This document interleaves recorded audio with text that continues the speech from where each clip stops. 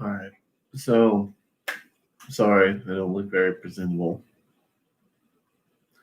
Been kind of in the dumps last few days. A legend among men, Eddie, or Edward if you want to use his full name, Eddie Van Halen, has passed. Now, my playing is not inspired by Van Halen's, not slightly. I'm a folk Americana country artist, that does some soul and jazz, right? I'm not a shredder, and probably won't be. I love hearing it, but I never feel inspired to play it. But I do really enjoy listening to it, and especially Van Halen. Because Van Halen wasn't about showing off how technical he could be. He was this party animal that wanted to play songs his friends could dance to, that at a party you could dance to, and he had this swing, this like old school blues swing, the whole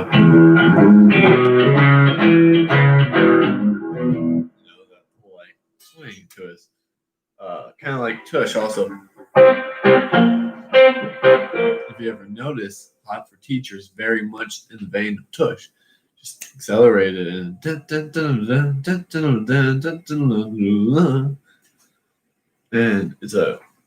it's a great cracking thing. It's a great song. It's got swing and it's danceable. That he succeeded. That's what his goal was. But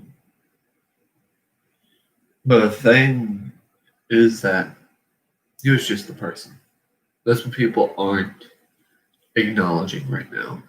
They're acknowledging the legend, the hero, and the person that affected thousands and thousands, actually take it back, millions and millions of lives. I mean, he sold over 56 million albums. The guy was a hero. He helped people through rough times. I know that much. I know he changed the guitar world when everybody for the first time heard like we all heard that.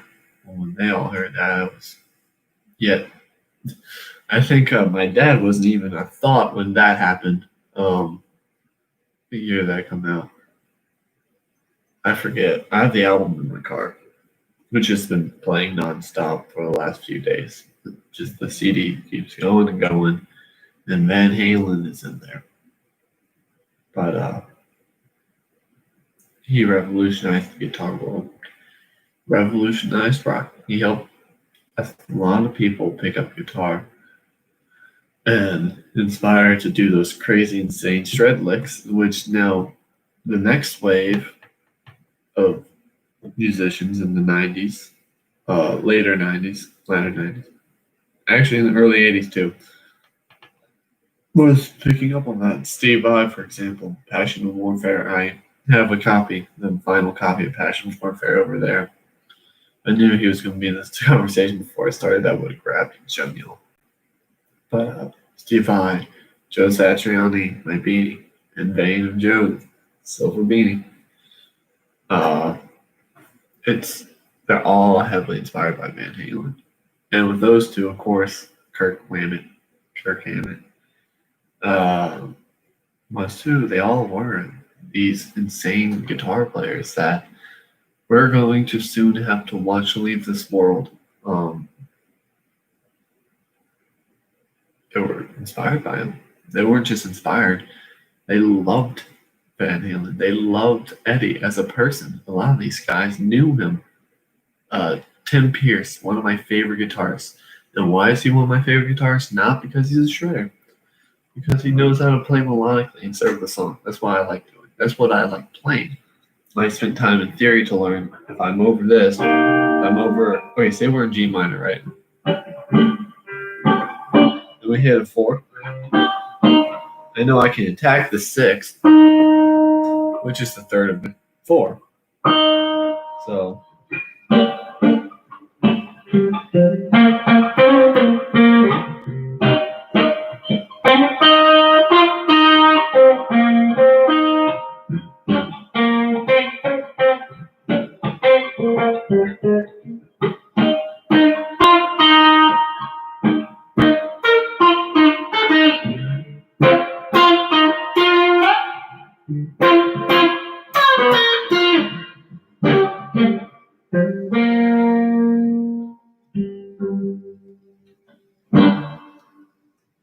I learned that kind of playing because of people like Tim Pierce and how he's influential. And he was talking about the times he met Van Halen and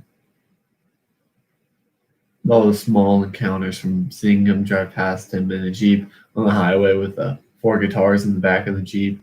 And the time he met him at a venue and said, "Hey, come check out my band set." And he said he did amazing that night. And Van Halen went down to the office to talk to him. All these neat little stories that I recommend you check out the video to hear. They're actually rather wonderful stories to listen to. And people that don't play like Van Halen are still inspired by Van Halen. I guess you could say the same about me. I don't play like Van Halen. I don't try to play like Van Halen. But I am heavily inspired by him. When I hear him play those swing rhythmic things, it makes me want to go to my ZZ Top. I love ZZ Top, So I'll hear that and be like,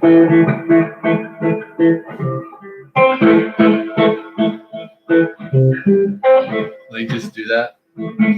Also, the way Eddie used dynamics and wasn't constantly just a constant high gain sound. I just realized I don't have that sound. You roll off his volume and you get a clean sound. He was part of that generation that understand how to use the guitar. Something that's influenced me. And then when you want more, you turn the guitar up to 10 and you go.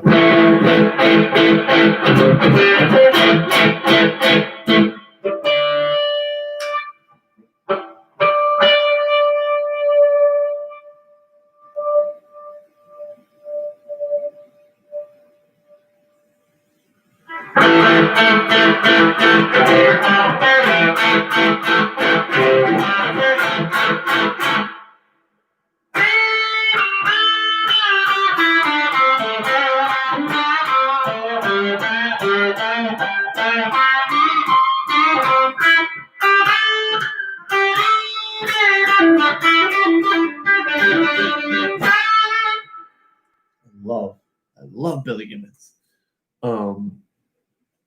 Billy Gibbons loved Van Halen. We all love Van Halen. That's the part.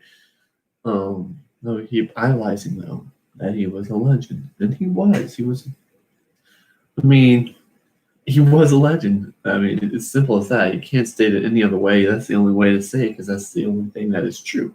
He's a legend. But he was a person. He struggled with addictions. He struggled day to day, battling cancer for over 10 years. The man was human. He was like me and you. And that's when you realize your favorite artist of all times, ones that are still alive, they're human too. And you're going to have to see him pass one day. John Mayer's my favorite artist. One day I'm going to have to watch him die. I'm going to wake up one day, look at my phone, and it's going to say, John Mayer found dead at age whatever. Because that's all they always say. You never say why or anything in the headline. It's just, person found dead at this age. It's like, thanks. I didn't need to know his age. I need to know what happened. Click on the article. I'll give you a runaround of how great they were. It's like, shut up. I know how great they were. I listened to them. You don't have to tell me. You don't have to tell everyone else how great Van Halen was. But every article does. Every person sings his praises. We all know. Let's talk about the stuff we don't know. Oh, that's dangerous. Let's talk about the not commonly talked about stuff we know. Like he was a human. I know we want to celebrate life right now and celebrate the fact he was a legend and he revolutionized guitar playing. I get that. he was a big part of the way guitar is taken in today. Doesn't mean we can't talk about his flaws and learn. The man struggled with alcoholism, with drug abuse, substance abuse. We need to take that in, kind of analyze it, and see what caused it. Was it the obscene amount of people and fame? Was it the stress of touring? Was it stress between people in the band? What was it? You don't know. But there's a life lesson to be had with that, with just simply saying you can't control everything. And learning to let go will help.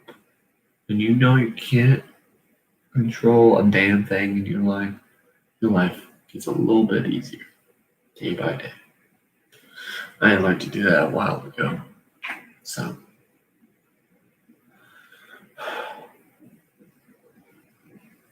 I don't know what to say, man. That's basically it. I'm gonna jam out real quick. Let's see if I'm in key. Tune. I'm tuning now.